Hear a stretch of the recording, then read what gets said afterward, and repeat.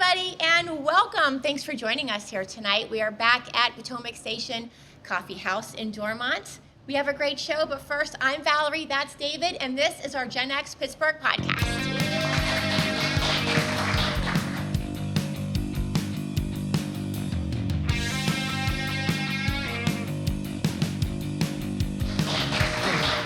Tonight is John Schisler. He is the front man of New Invisible Joy, and oh, the moody textures of New Invisible Joy. I'm glad he's here with us tonight. I am too. Yeah. You know, New Invisible Joy is one of those bands where you can sort of, to me anyways, you can tentpole certain bands in Pittsburgh sort of sound, right? Mm-hmm. And so if you start with, there's a whole bunch of bands that don't matter, I'm not going to talk about, right? But when we get into the 90s, we're talking about the Clarks, right? I mean, you say, all right, I know the Clarks, I know the Dharma Sons, Gathering Field, right? And then as you move, Rusted Root, sure. And then as you get a little bit further, New Invisible Joy and the Buzz Poets, right? Obviously, Kelsey's in there. Before that, obviously, Affordable Floors were a big band, right? But they are really, when I think of that sort of second generation of Pittsburgh alternative music, that's it. Yeah, they weren't following the Seattle sounds. They were creating their own their own mood and everything. So and in fairness, you know, it's so interesting, Pittsburgh, the sound they had, because it was really almost a coffee house sort of sound, right? Nixon Clocks and Gathering Field. It was a little more gentle than the, you know, if you weren't listening to the Kelly Affair. What was happening on the South Side. And then you had a band like Rusted Root and SOAS, which are completely different from everybody else. You know, and then there's a long period where not much happened until you get to this next wave of bands that were really important, I think, on the South Side. You know, and so what were some of your favorite clubs for music? Oh my gosh. I have to say, the one I went to most of the time was Metropole. Graffiti. That was those were my stomping grounds. I saw a lot of bands in Metropole. Yeah, I was on more of the alternative, you know what I mean? So Metropole was like my thing. I liked Nick's Fat City a lot. I used to go see a lot of Southside bands. I remember when my band played there, I don't know, we played there like 3 times. Nick's Fat City? Yeah, we sucked, but I felt like we made it when we were playing Nick's Fat City. You know, like it was a big deal, right? And that was a really big time. Well, they had a great stage. They did. That's exactly it. They had that guitar that looked like Hard Rock Cafe. You know what I mean? You felt like you were something when you played there. So I really liked Nick's Fat City. I liked Graffiti. I used to interview a lot of bands for Graffiti. I'll tell you just a real quick funny story. So my friend and I are interviewing, there's a progressive rock band called Fate's Warning. Okay. And this is back in the 90s when, you know, you couldn't download music or anything. And so they were playing Pittsburgh the day their album came out. And so we were able to interview them writing for, I guess probably for the college radio station. And so my buddy Rob, who plays drums, said to the drummer of Fate's Warning, you know, you're my favorite drummer. You're just amazing. And he's like, oh, what'd you think of the new album? And Rob said, well, I haven't listened to it yet. You know, I just got out of classes and came down. And the drummer from Fate's Warning goes to the lead singer, our biggest fan over here. So that was our brush with Fate's Warning. Very nice, very nice. Probably nobody should listen to Fate's Warning based on that story, right? This is kind of on a different subject, but has anybody been to Dee's Cafe lately? Not lately. Anybody in our audience tonight? They had a wall with a bunch of caricatures on it. I'm just trying to figure out if those caricatures are still there. Have you been there? Are they? Okay. I hope not. That was just something kind of cool back in the day. My mom and I, our pictures are on that wall in Dee's. We'll have to check it out. But that was somewhere else that I like to hang out because it was right across the street from the Beehive where I work. So we were there a lot. Metropole was great for shows, though. Yeah, and Rosebud was too. Right, and Club Cafe. I used to see a lot of more mellow acts at Club Cafe. When it first started, you know, it was more jazz, and so I would see a lot of clubs there, a lot of bands there. Yeah.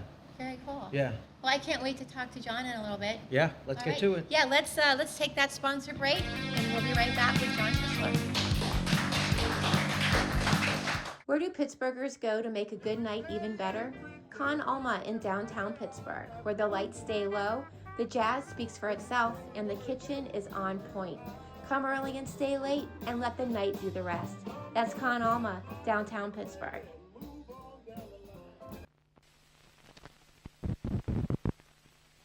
It rises from the mist. It's back. Your favorite independent publication dedicated to fantastic films. Drive-In Asylum. Brand new issue number 27.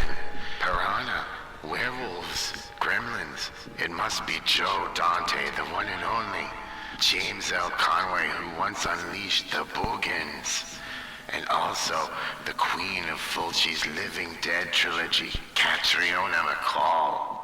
Plus, film reviews and commentary and newsprint images designed to transport you to an ancient era of newspaper advertising. Yes, the lurid images have returned. Go to groovydoom.etsy.com or go to Strange Vice or Forbidden Planet New York to purchase Drive-In Asylum, your fantastic film connection. To avoid fainting, keep repeating. It's only a fanzine, only a fanzine, only a fanzine, only a fanzine.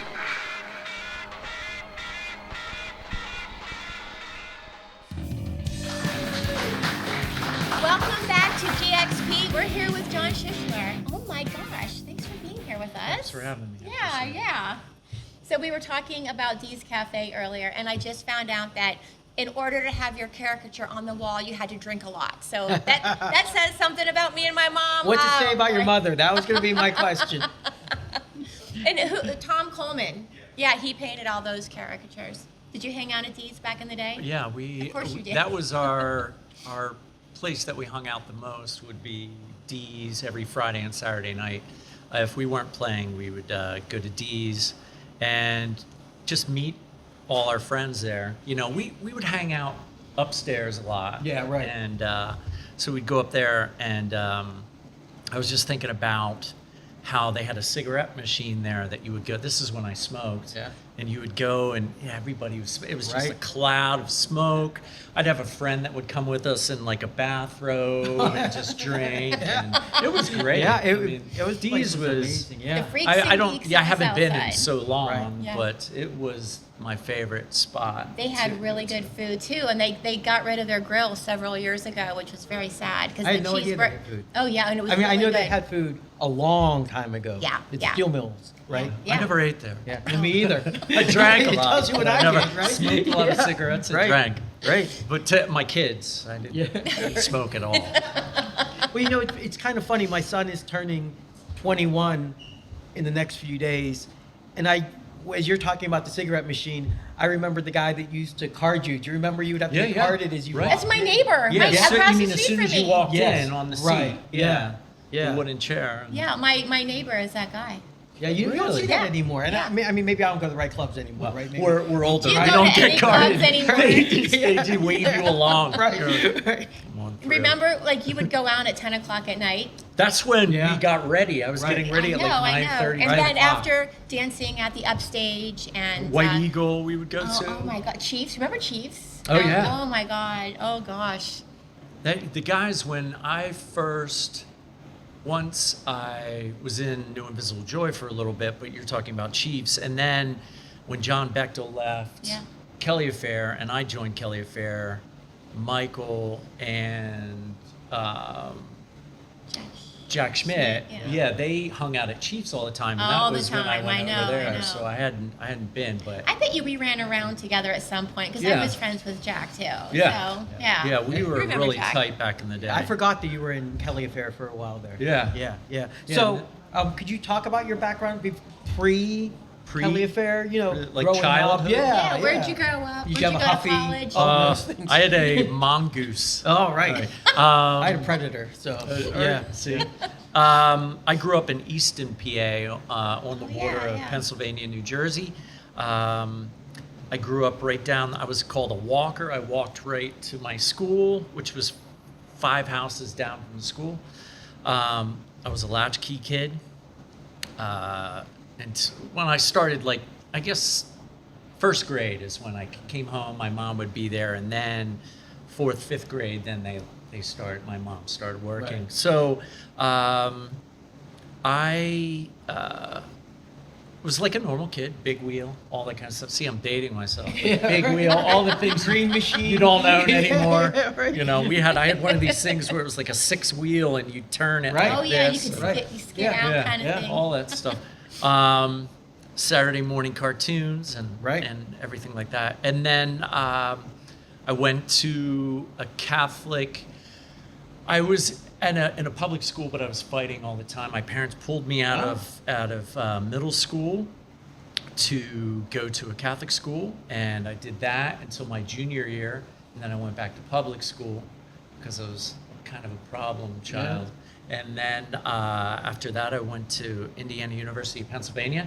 And as a matter of fact, the guys in the Clarks used to rehearse in our basement because Scott was a Theta Xi, I believe, Okay. in a fraternity across the street. And so they rehearsed in our basement, or so the lore says.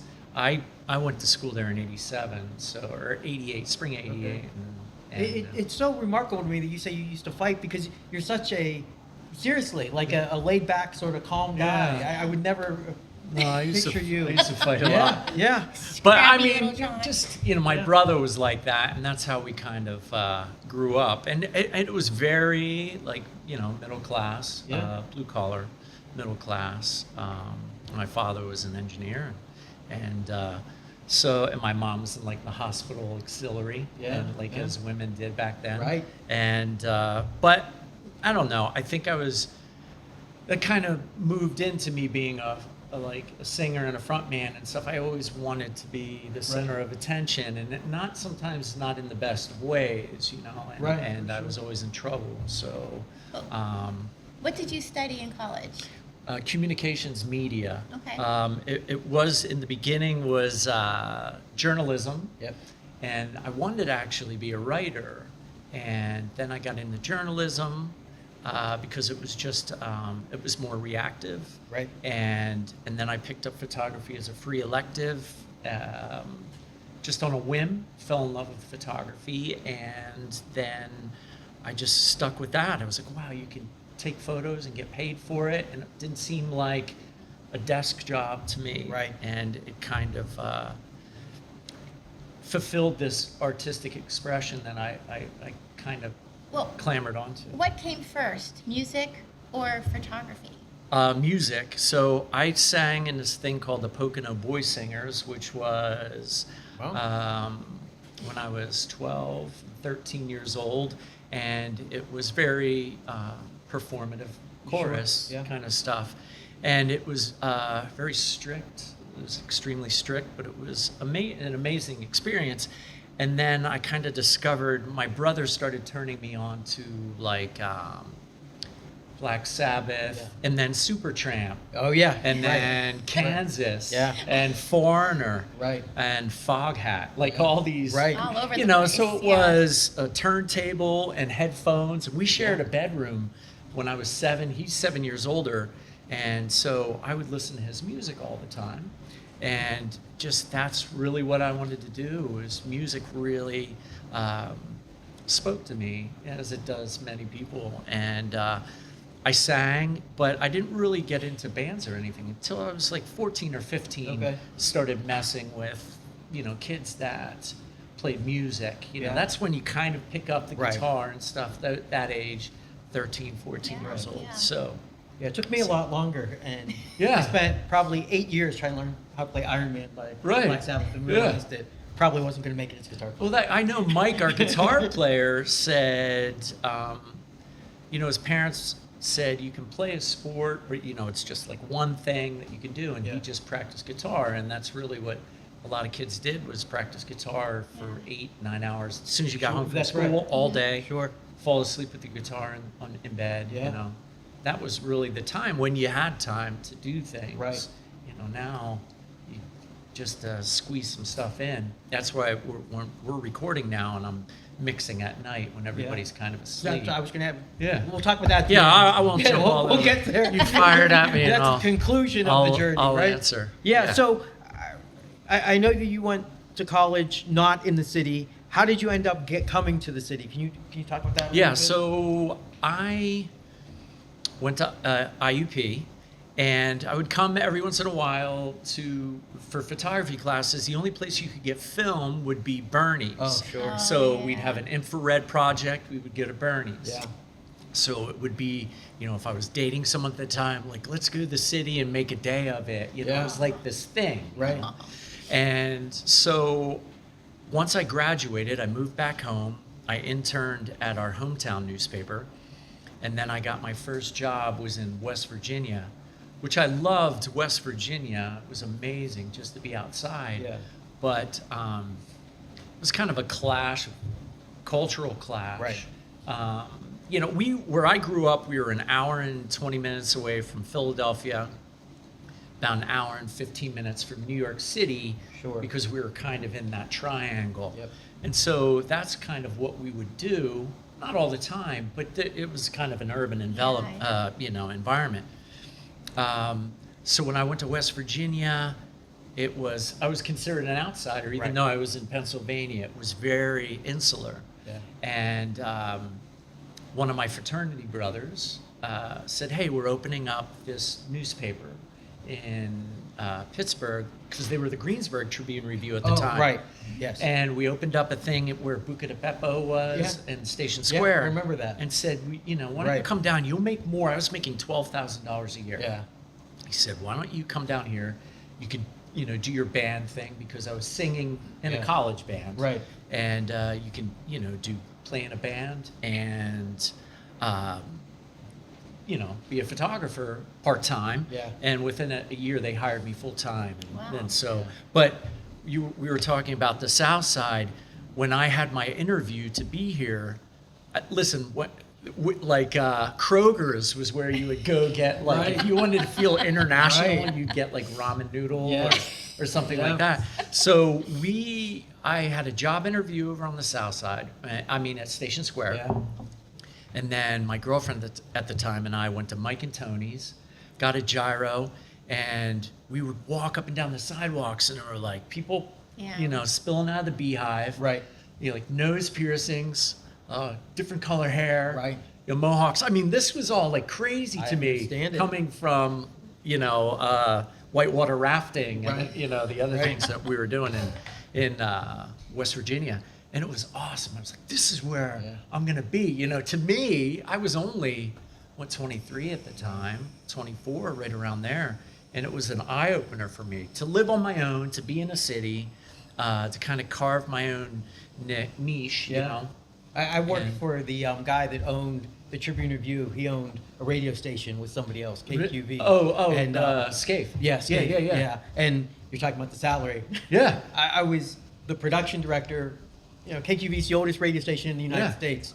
And I was getting paid $5.75 an hour. Yeah, isn't that crazy? When Kim and I was first But you were started still talking- happy. That's That's right. the problem. That's right. Like now, the more money you have, That's or right. if you're Right. lucky to have money, I Well, don't know. I was it just living in Mount seems more Washington with miserable. three guys. It was $475 a Yeah. month for the rent. Yeah. And we still had trouble finding, Oh yeah, exactly. But I can remember I went to the general manager of the station and I said, I need to make more money. Right. And he said, I could get a monkey to do your job. Oh yeah. So, You say, well, you better. Yeah, right. Yeah, Right, but that's so it. That was the journalism. thing when you're dumb and Yeah. young and Yeah. and really hungry, and you can do anything Right. and it's survivable. Yeah. I could lean on my parents every once in a while. Okay. Um, How long were you at the Trib? I was at the Trib from 1995 to 2016. I took a buyout in 2016. Okay. That's when they left the city. That's right? when Yeah. everything was kind of when Richard Scaife passed away, Right. and everything was up in the air. Yeah. And they were offering buyouts, and I just figured maybe it's the time. I was getting burned out. I was the manager and chief of photography. I was doing more management type Yeah. stuff. I wasn't really shooting that much, and it was.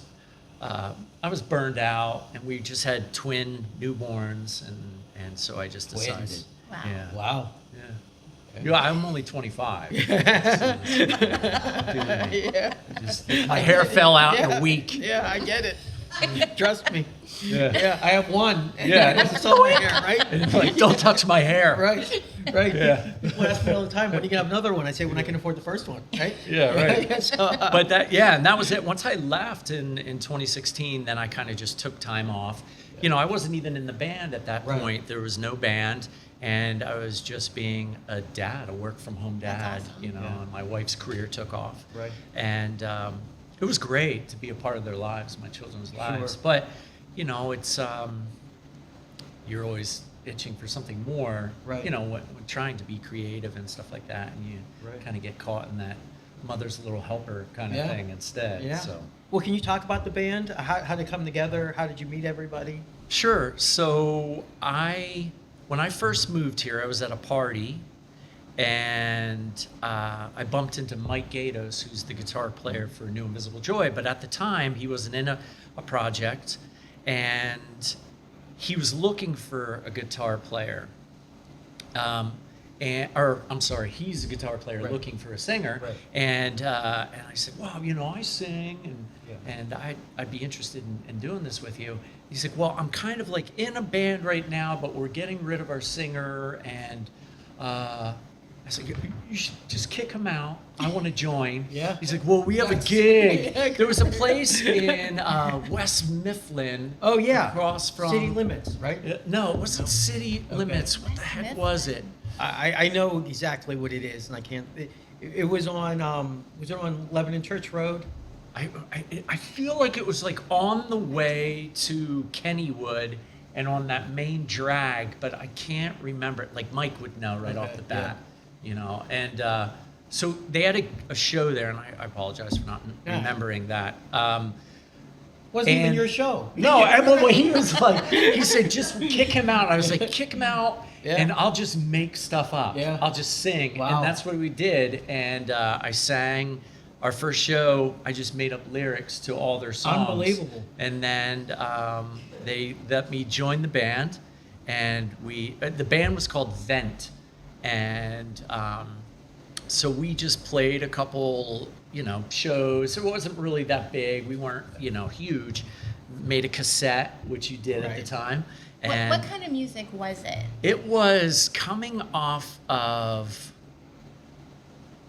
like Pearl Jam and Yeah. Alice in Chains, like that Yeah. whole kind of The whole thing. Seattle kind Yeah, of our thing. drummer had this huge like cage that Right. had his Yep. drum kit on, Yep. and I remember like lugging this thing, Yeah. this huge cage, Yeah. and you know, it was Do you very have much pictures? part Do you have of. picture? I gotta see this. I might have something. But you know, I had hair. Everybody had hair. Right. You know, shaved on the sides, long hair. Right. It'd be dyed, and Yeah. it would be the thermal, That's right. white thermals Right. with the With shorts, shorts, right. and That's right. like The- all the- that kind the of stuff. Timberlands, Oh not- yeah, yeah. it was it was all that, and beanie.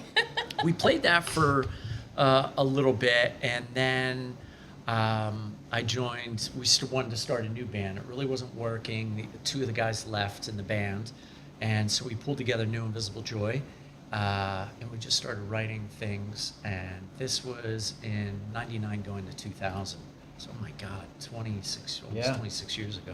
That sound is so different from what you play. Yeah. Right. How did you make that Completely jump? different. We just started getting turned on the different kinds of music.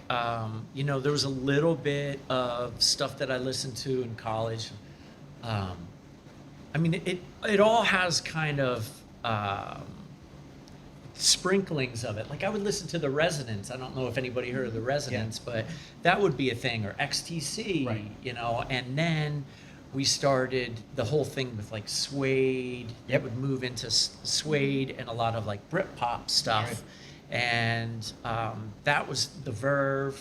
Right. I saw them before I moved here to Pittsburgh. I saw them at the first Lollapalooza. Okay. And they were on the second stage, and I was just blown away Yeah. by a band that could have such a wall of sound. Right. And it was just like this tapestry of music, and it was just so amazing to me. and that kind of music spoke to me the most. Yeah. You know, coming from being turned on to like Rush, Right, of Yes, course, and yes, all that other right. stuff that, you know, kind of seeped in. So we were just really listening to all these bands, a band called Kent, the Motorhomes, all these bands that were kind of fringe, Right. but really appealed to us, and kind of developed our sound from that. Yeah. And I wanted to have my voice be like, try to treat it as an instrument and not just singing on top Yeah, of Right. the yeah. music, or singing Yeah. with the music, and just have it be more of an instrument. I play guitar a little bit, and I write music, but I'm, you know, nowhere near a guitar player Right. or anything like that. But Singing was how- always my I'm instrument. sorry. No, How- you're fine. How did you come up with the name? New Invisible Joy was, it's so ridiculous.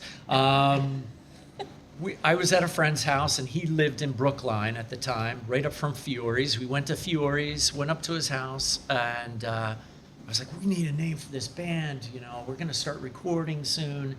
And I picked up a Bible, and I was just like, all right, I'm just going to pick 3 words. Everybody was the something. Right. Thus the Strokes, the, you know, well, not the Strokes back then, Right, but but yeah. it was just, there was a Yeah. lot of the.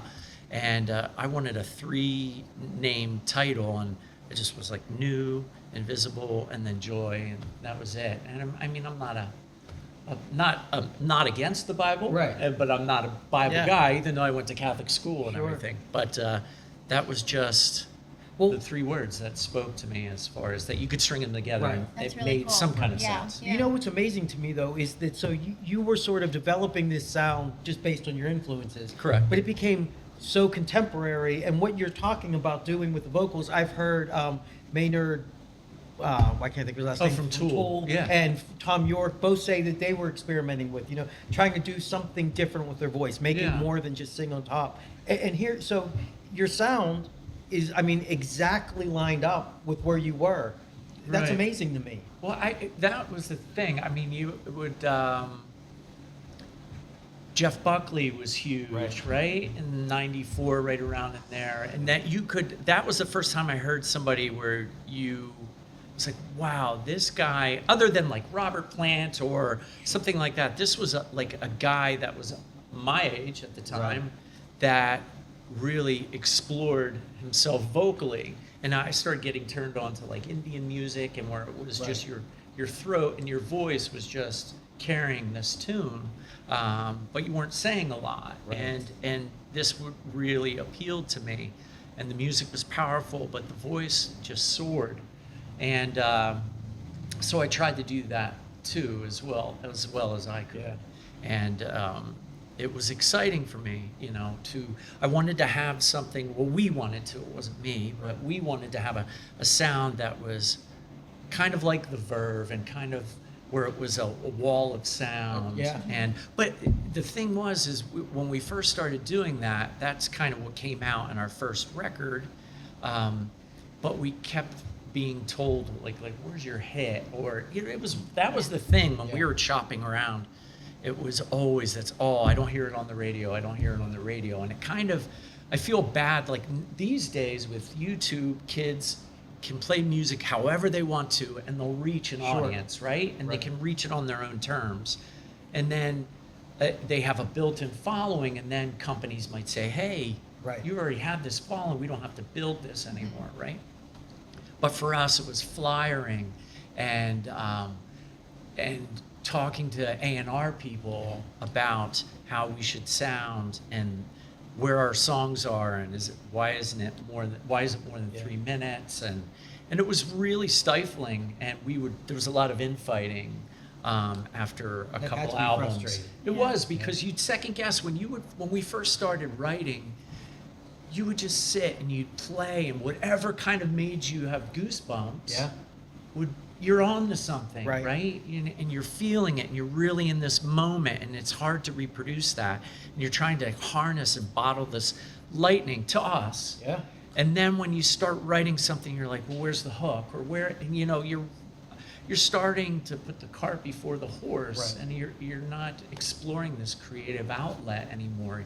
You're just really thinking about how you'll be judged, and you're not doing it for yourself anymore. There was a lot of infighting because of it. Yeah. Oh, do you want No, me? yeah. I just wanted to make. I didn't know. It looked like you. It's like a tennis I match. know. Back and forth. Yeah. Yeah. Well, so I'm actually interested in. I mean, not to bring up, but the infighting. Yeah. You guys broke up. I was the jerk. Yeah. in the Well, band. I was. mean, yeah. I don't even want. I didn't even want to talk about that if you don't want to. No, but I that's, mean, you broke up. And, yeah, I'll own up to it. I Yeah. pushed a lot of buttons. Yeah. You know? But, I mean, eventually, you it kind worked of feel out. like you feed into this ego, which I shouldn't even have had an No. ego. You know what I mean? Yeah. It was. Well, you're it the lead was- singer, right? But yeah, but I mean, it was just silliness and some life choices that I made just weren't the best, and just wasn't got away from why I would do it, and it was more about going out Yeah. and being seen, Right. and picking clothes out to go. It was like, it was really kind of ridiculous. I mean, I look back on it now, and it's sad because these, you know, you don't get those years back, Right. those really creative years. There's bands that still write music, but you know, you look at a lot of bands, they make, you know, their best stuff when they're in their 20s, getting maybe into their 30s. Right. You know, you just have all this stuff, you know, you're just very prolific. Yeah. And then as you get older and life experiences, you know, everything isn't new anymore. And so the infighting was, we weren't getting, we really thought we were going to get signed. Of course. You know, that was Yeah. it. Like, I thought when I was like 14 or 15 years old, like, this is what I want to do. I want to be Yeah. a singer in a band. It's probably the best thing that ever happened to me is not happening, because I'd probably be dead. Yeah. You know, I mean, the Yeah. way I lived, it was, yeah, I wasn't the smartest that I could have been. But in the same sense, we were going to A&R showcases in New York at Arlene's Grocery and the Lion's Den, and we were doing these things, but we weren't getting any traction. Like, we had TVT records, you know, Guided by Voices was on TVT, and we were really excited about that. And Sony, there's Columbia, but this is at the, you know, it was a weird time, right? MySpace was happening, things were happening, LimeWire, people were Right. sharing music, and so it was this weird time, and we, you know, it was, you haven't made it unless you get a label Right. interest, and it just wasn't happening for us. And we were just getting burned out and sick of each other. We were rehearsing 3 days a week, Right. playing shows on the weekend. We were playing almost every weekend. We were playing Yeah. a lot of shows, and dumping all that money into a van or recording again. We wouldn't see any of the money. Right. You know, Right. we would all have jobs. Yeah. You know, so. But it was a dichotomy because on the one hand, you're doing these A&R, you know, showcases, and maybe nothing's happening. But then you're coming back to Pittsburgh, and you were one of the biggest bands in the city. You know, we were a band, it was weird. We weren't super popular. Like, there were bands that were more popular than we were. What we had was a lot of bands came to see us. Sure. Okay. You know, so there was a lot of our friends were in different bands. So like when we would play Nick's Fat City, it would just be a lot of bands and stuff like that. You know, it was funny. We opened up for a band called Hoobastank. Oh, yeah. Right? So Oh, there was yeah, this band yeah. that were big Right. at the time, and we were outside passing out what we'd have like CD singles was Yeah, a thing, right. right? And we were outside the Metropole. You had mentioned Metropole. We were outside Metropole, and we had played a gig with them. It was Hoobastank, and who else did we play with? Was it Dave Navarro? But we were out with the drummer with Hoobastank. And he's like, you know, when you guys, who you signed with? Yeah. We're like, we're not. We're just a local band, you know. Yeah. Wow, can't believe you guys aren't signed. I was like, yeah, but, Yeah. you know, that's just Yeah. the way it is. It takes, Right. you know, hard work is the main thing, right? Right. Luck is some of it, and a lot of it is like who you know. Right. Or somebody believes in you. and nudges you Right. along. Right. And it just, it didn't Yeah. happen for us. And it doesn't happen. There's a lot of talented course. bands that just never Yeah, and like made you it. And there's a said- lot of people there's a lot of really bad bands. They're Right. huge. That's right. Right? But like you said, it was a strange time. I was working for a CD distribution, a music distribution company at the time, and I can remember. So LimeWire Was it huge. CD Baby or no? what was It was called Baker and Taylor. Okay. And so they were the largest distributor of books, movies, and music in the country. Right. But all 3, Mhm. like they were bigger music distributors, bigger, Right. but all 3. But they were the just biggest. all under right. one umbrella. And so. I can remember we went to LA for a sales thing that they were having, and Warner Brother came, and they said, "So we've got it. We're gonna beat LimeWire now. We're gonna beat Napster." Right. We're like, "Okay, great. How?" And they hold up this CD, and they're like, "This," and we're like, "What? It's a CD?" And they're Right. like, "No, it's a Ringle." And we're like, "What the hell's a Ringle?"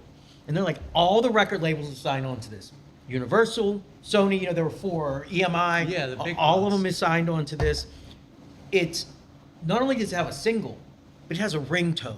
You can't crack this Oh. and put this on Napster, right?" And then by the time we flew back to Pittsburgh, Universal had dropped out, Right. Because they Yeah. found out that you could crack it pretty easy if you really Right. wanted to walk around. And it turns out that most people probably weren't so interested in having In a ringtone a ringtone, or- right? I mean, It's so not crazy, like cars, no CD players Right. anymore or anything Right. like that. A lot of vinyl is pressed from CD recordings. Yeah. And, Well, you want to talk about how dumb I was. I worked in radio, and I was like, I gotta get out of radio. It's going away. Yeah. I know. I'll go sell CDs, right? Right, Because right. that's Oh, a yeah. much This is better the business. new hotness. Yeah, right. So- Right. That's so crazy. Yeah. Yeah, I that was the thing. The cassettes, and we would do our own work, and then the CD, and we recorded at Mr. Small's was our first Yeah. CD, and because we were friends with Mike Speranzo and Liz Berlin from Rusted Root at the time, and so we recorded there. Our bass player Evan, he borrowed money from his mom, and we paid for the CD that way. And that was our first time like in a studio, and it was a really cool experience. But it's just so odd that you think about doing this on CDs and recording it on a CD, Right. and all we do now is just put everything streaming. Yeah, right. And to the point where now you can do things in your basement, which we're recording right now, and then I'm mixing, and I'm learning to mix just so we can put our own stuff out. Sure. But it's kind of like more grassroots of the DIY than it was just dumping our Right. own money into recording the stuff. Yeah. Yeah. John, what gives you goosebumps these days creatively? Creatively, still listening to. It was crazy. I listened to some of the demo tapes the other night of Jimmy Page Yeah. doing stuff for Physical Graffiti that he had recorded, and he was doing all the guitar himself. And I was just thinking about, he's in his 20s and he's Right. writing these amazing things, and just to listen to the demos and then what it turned into is Right. just fascinating to me. Just getting into learning how to mix and things like Yeah. that. Yeah. And so, what really turns me on now? I think Radiohead still does it for me. I'm listening to a lot of post-punk from the early 80s that it kind of flew past my radar, and then I started getting into it, like a band called The Sound, Oh, yeah, and yeah. Snakecore, Yeah. and who else is there? The Chameleons, Okay. an amazing band. And these aren't bands that got huge, but they had this great following and still had amazing music, and it was just real, still speaks to me. I don't really go see bands anymore. I think the last band I saw was Queens of the Stone Age last year? Last summer, or maybe the previous summer. And it was amazing. Yeah. And I saw the Chameleons when they were in Lawrenceville, and they were really good too. I mean, there's a guy, talking about doing something that you love. He has to be in his 60s, Right. right? And we got there, and it was at Spirit. Yeah. And so he's there selling his own merch, Right. signing stuff, and he's an older guy and just very unassuming. And it was amazing to see. I was like, that's what, that was his calling. And he's doing the exact same thing he did when he was a teenager Right. in the late love it. I 70s love it. and still doing it now. Right. There's Just really because it speaks to him. Yeah, there's really been a right sizing, or not a right sizing, a wrong sizing. But there's been a downsizing. Do you know who Alex Skolnick is? He was a guitar player for Testament, and he used to. Not only did he play with this like huge metal band, right? But he did a bunch of jazz CDs, and he used to write a column for Guitar Magazine. I mean, he Right. was as big as you could get in Right. terms of like guitar players in the late '80s, early '90s. Yeah, and that was huge back then. Right, Shredding. right? And all now that he's stuff. talking about he has to sell shirts from his closet, Right. to be able to make it. Yeah. And I think that bands that were huge Yeah. probably have a harder time now than the bands that sort of were middle of the road and were driving in their own van, and all So that stuff. I think a lot of people are kind of find like the whole post-punk stuff was it was kind of fringy, so they were doing it for the love of it. I'm Right. sure everybody wanted to be big, Right. because you have those dreams. It's like a dream, and it's a fantasy. It's a daydream. Yeah. But obviously you have talent, but they made great music, and you still have that. A lot of music is cyclical, and it went from in the '80s like huge production. '70s were huge, and then '80s was a lot of reverb on snares and drums, and it was hair metal, and then Nirvana, things got kind of more like Bad Brains and all that Right. kind of stuff. People were turned on to that, of these influences by Nirvana. Like, who are you influenced by? Bad Brains, Minor Threat, or like whatever it might be. And I think a lot of people are hearing this music that it's pared down and it's very garagey and undergroundy, but just still resonates. Yeah, And sure. So it's still amazing Yeah, to hear, for me anyway. Yeah. I'm still hearing a lot of stuff that I haven't heard, Right. being the 50-some years old Right. I am. I know it. I know it. Yeah. Why don't we take a quick sponsor Sure. break, and when we come back, we'll find out if there's any shows in the future. Oh, yeah, Okay. possibly. Yeah. We'll be right back. When I need a coffee that actually shows up and a suite that understands commitment, I head out to Potomac Station Coffee. Everything's made in-house, always fresh, and yes, that cinnamon roll, you're eating the whole thing. And the ever-changing latte menu is legendary. Check out Potomac Station Coffee House next to the tracks in Dormont.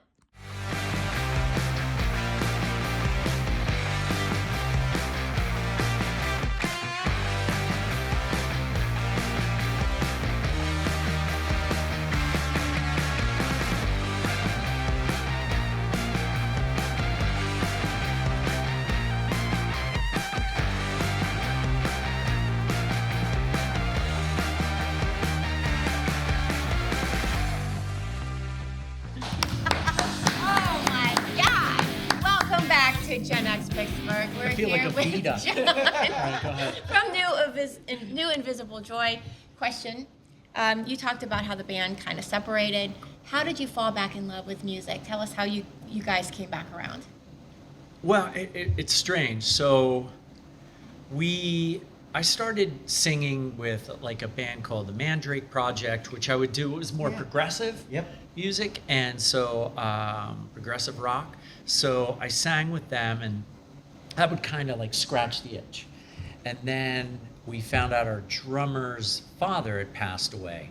So we all met up at the viewing, and we just hit it off. Like, we Yeah. hadn't talked in a couple years, and every once in a while we would text. But other than that, this is the universsul for texting. And what an old guy. So then we were doing this. Showing your age, John. He's doing it over there. Hey, at least you were doing two thumbs. Yeah, like that. Yeah. Yeah. So we bumped into each other and we had a blast, and we just said, hey, we should get together and just hang out. Let's have a couple beers and jam or something like that.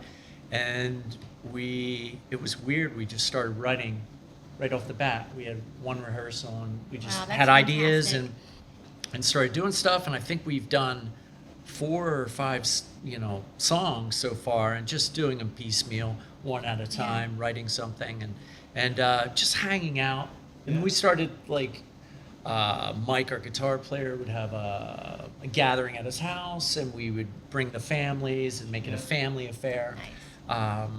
And so we just kind of reconnected our friendship. And like I had touched on earlier, I burned a lot of bridges as far as the friendships were concerned. I wasn't my best person. Yeah. And so I kind of really wanted to make up for lost time. And so that's what we're trying to do. And as long as I can sing, my voice isn't as good as it was when I was 30, 25. But, thankfully I can still sing. Yeah. And we're having a blast. And so we're just doing it to create, to write music. Well, you said that you didn't have a lot of people that showed up at your shows. They're mostly bands, things In the like that. beginning, it's always your friends, right? But since you've reformed, I know that you've played at Star Lake. You closed Club Cafe before it reopened, and then I think you We were at reopened Pittsburgh it, right? Winery, Yeah. and we played that a few Yeah. times, and the Club Cafe. Yeah. And when I've seen you though, the room's been sold out. Yeah, So we've gotten a good yeah. response, which was really, kind. Yeah, I think it's also like a nostalgic thing, right? Like a lot of bands are kind of reconnecting with a nice time in their life, and they like to look back on it. It was just as much a privilege for us to play for these people, or so you would think, than that we shared something. And we got a lot of people that came to see us were friends or became friends. Right. And so a lot of familiar faces would come when we first sold out our first show there. Well, we first started with Vine Rewind, right? So that was that thing over in the with Tim Gaber in the Strip District. And we were kind of it was just a one-off show, right? And then when Brian's father passed away, then we were like, let's try to do this again, just for kicks, Yeah. Right. And then the responses had been really good, and we were like, wow, this is really neat. And we had made money, which we had never done before. Right. Like I'm left there with money in my Yeah. pocket, and it was amazing. Like, wow, this is, it was exciting. It was a rush. It was kind of like feeling how I did when we first started playing, where you would get goosebumps just singing or playing your instrument. And that's how I felt after that show. It was such a high. Yeah. And it was so amazing. Well, there was really a lead up on Facebook. I can remember there were like rumors about, and then maybe you did the one-off show and people were like, is this they getting happening? back Are they together? getting back together? Right. And then it became, is there going to be new music? And Right. where are they going to be at? And then when I went to see you at I think it was the final show at Club Cafe, everyone was mesmerized. You could hear a pin drop at certain parts, but it's because everyone was really into the music. Wow, It was amazing and I have a kind. lot of photographs. I'm not a photographer, so I have a lot of pictures of my thumb. Right. With like 4 of you go. guys, behind my thumb. Right, somewhere. right. Yeah, so it was really cool to see. It was, that was kind of a full circle moment.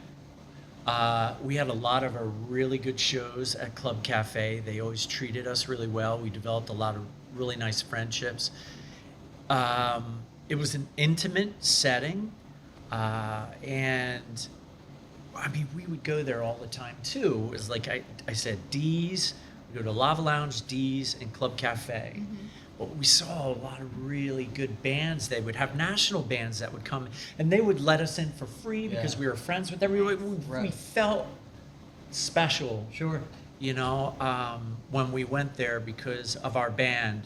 It was like this touch of success, and it was amazing to see national acts play Club Cafe and be able to.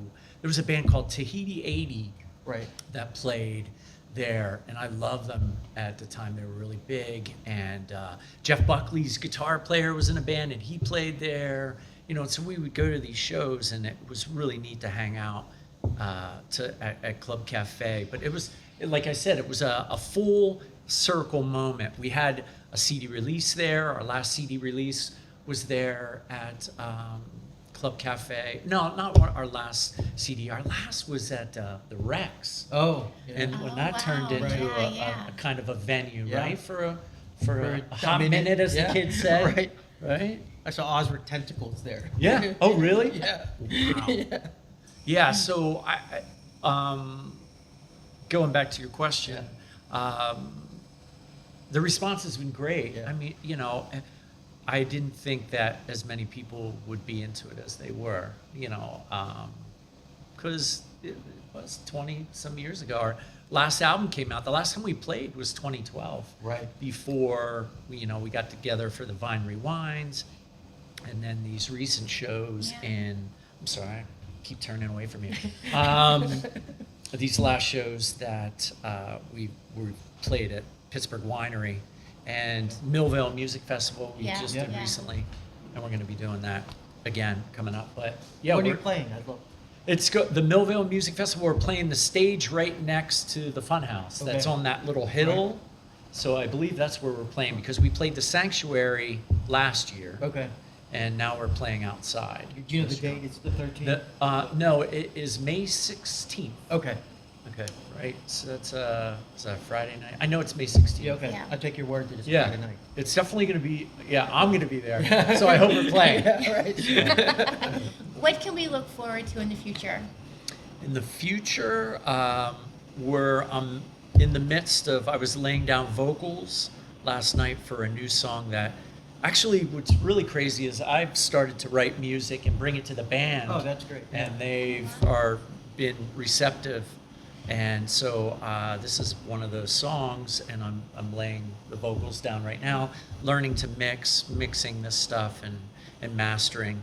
And so that's what writing new music is the thing now that we're trying to do, and then play shows. Right. We have one in the summer, one in May, and try to book more shows after that. Very cool. Great. Yeah.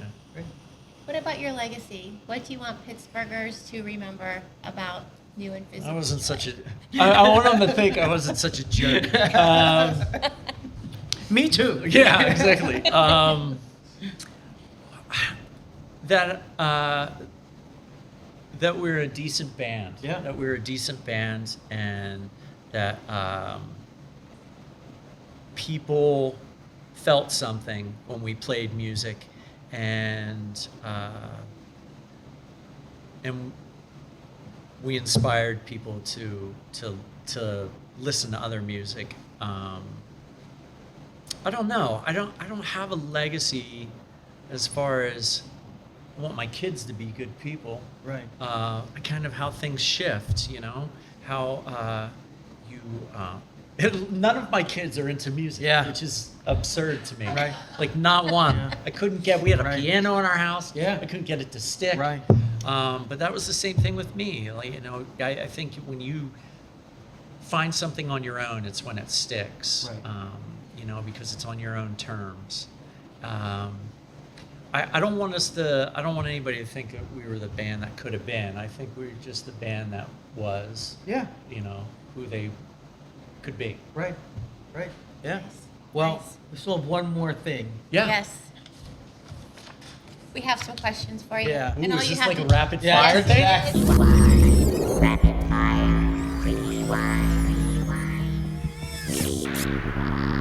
Don't think about this. Don't think about it.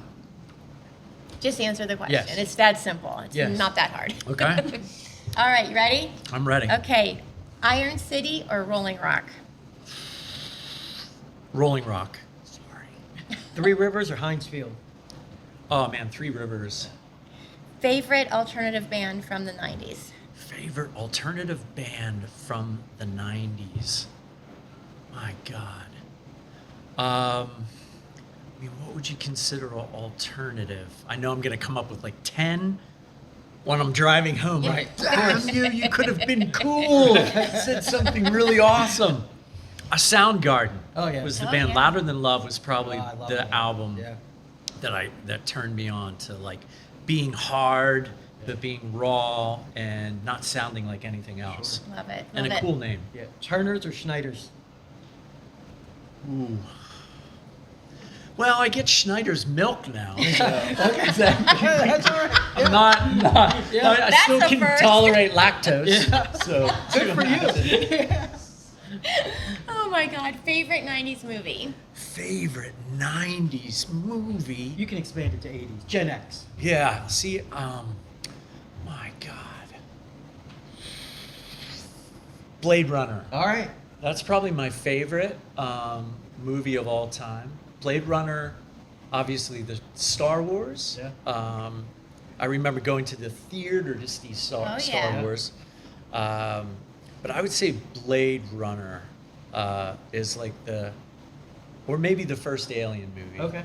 Yeah. How about Donzies and Chaunzies or Metropole and Rosebud? Oh, Metropole and Rosebud. I didn't even that think. was like, Yeah. Yeah, that was, I saw Jane's Addiction at Metropole, and we came into the city to see that. I was still going to IUP at the time when we came in, and I was blown away. But not only, like, just the club itself with those steel Right. girder columns. Oh, and, yeah. and it was so big, and to see a band there, it was small enough that you could have a good view, Yeah. but big enough for it to sound so large. And Metropole was Such a amazing. great venue. It was It really such was. an awesome place to be. Our friend you know, Robin go. Fernandez. Yep. Yep. Oh yeah. How about is Die Hard a Christmas movie or not? I'm a fan of Emmett Otter's Jug Band Christmas. That's my jam. Yeah. No, Die Hard is it a Christmas movie? It seems to air a lot around Christmas. I think they're trying to make it a Christmas Yeah, movie. I still like. My wife hates A Christmas Story, and I love it. Oh, I love That's it. my film, A Christmas Story. How about Nirvana or Pearl Jam? That's a tough one. When 10 came out, I thought it was an amazing album. But when Nevermind came out, it was groundbreaking, right? I mean, Yeah. it turned so Yeah, many yeah. people on to. I mean, it killed what I loved Right. at one point. I was Yeah, into I know. like Rat and like all these band Yeah. knocking, Right. like all this stuff. I would drive when I first drove around, and I had my driver's license. And my dad said, "Go ahead and take the car," and I would listen to like Rat, and Oh my I'd just God. cruise Oh, yeah. around. I had like a mullet. I'm with you. I had a perm. So Yeah. I'm with you. I loved it. And then when I was in college and Nevermind came on, and that came out. It was like something we've never heard of. It It was was brand crazy. new. It was almost like how I looked at OK Computer for Radiohead, Sure. where it was just defied everything Yep. to me, and it was amazing. Pearl Jam was good, but I just it's not my thing anymore. Right. You know, No, I know it's just exactly like you're what you mean. really into. People are still really into Pearl Jam, and God bless them, Right. they're still selling Right. arenas and stuff like that. But Yeah. no one will ever sound like that first Nirvana Right. record Right. to me. Yeah. Where you didn't have to be a master of your instrument, Right. but it was great. Yeah. I mean, obviously they were all good. Yeah. Dave Grohl, Yeah. obviously. Oh yeah. Which character from the Breakfast Club can you relate to the most? Oh God. I was an amalgamation between Michael C. Hall's character and Judd Nelson's Yeah. character, right? Yeah. A little bit of a burnout, but still very much A a fighter. nerd. I was A like, fighter. no, not. It was weird. Like, when I was 13 years old, we lived down near a shopping center, and I would hang out at Radio Shack Oh yeah. during the summer and just hang out at Radio Shack and play on their computers Right. and listen to music I and love burn records. Yep. Like, and they would let me use their turntables, and I would make cassettes. And so I was like that. It was Michael C. Hall, right? Right. Is that the Yes. character? Yeah. So I was him, Anthony Oh. Michael Oh, Hall. yeah, Anthony Michael Hall. Oh, That's okay. right. Boy, that flew It's a good over. thing we have Anthony- somebody who knows Yeah. films. Anthony Michael Hall. Yeah. That's right. Yeah, that's and right. Judd Nelson Right. appealed to, being that kind of outsider, Right. which I always wanted to be, but I was more of, getting drilled walking down the hall. Right. And you're, Yes. Yeah. a senior would come by and just Right. you'd spill your books. Right. And you're like, what a jerk. Right. Like, all I was doing was walking down Right. the hall. Right. So, yeah, that was more like it. Either that or a closet Ali Sheedy. Sure. Right. Right. Well, so last one, Southside Beehive or Oakland Beehive? I was the Southside Beehive. It was Yeah. just so much more for me over there. It was right next to like Slacker, and you would go there and, Right. and kind of just go up and down. But yeah, I didn't do Oakland a lot. We Right. played the upstage and Yeah. and stuff, although we played good. I mean, there was great shows at the Beehive, like Guided by Voices Oh, multiple yeah. times. Oh, yeah. There was Oh, a lot yeah. of There were a lot of really shows. good Oakland shows Beehive, yeah. at the Beehive there. But coffee-wise and stuff, everybody I kind of knew was on the south side. Yeah. Yeah. Yeah. The Yeah. Scots. And, Right. Well, Yeah. thank you so much for being here. We really welcome. had Thank a good you. time tonight. no, it's Really my pleasure. appreciate I mean, to actually want somebody to listen to me. Hey. Because my kids don't. Yeah. No one wants to I listen get to it. me. I just mean, wanted to show that I my talk son to doesn't- myself, or when I'm walking the dog. Right. Like, who are you talking to, man? Yeah. So it's either that or Alzheimer's. Right. One of the two Right. I'm getting. Yeah. Well, I appreciate it. Thank you Thank so you. much. Yes, I really thank you appreciate so it. much. Thank you. Thanks for being here. Thanks. All right, guys, thank you for tuning in, and we'll see you next week. Hosts for the Gen X Pittsburgh podcast are David Rulo and Valerie Christoffel. Executive producer, David Rulo. Producer and graphic design, Kimberly Rulo. Producer, Valerie Christoffel. Video production and editor, Brent Isaac. Music by Neostem. Sponsored by Potomac Station Coffee House and Con Alma.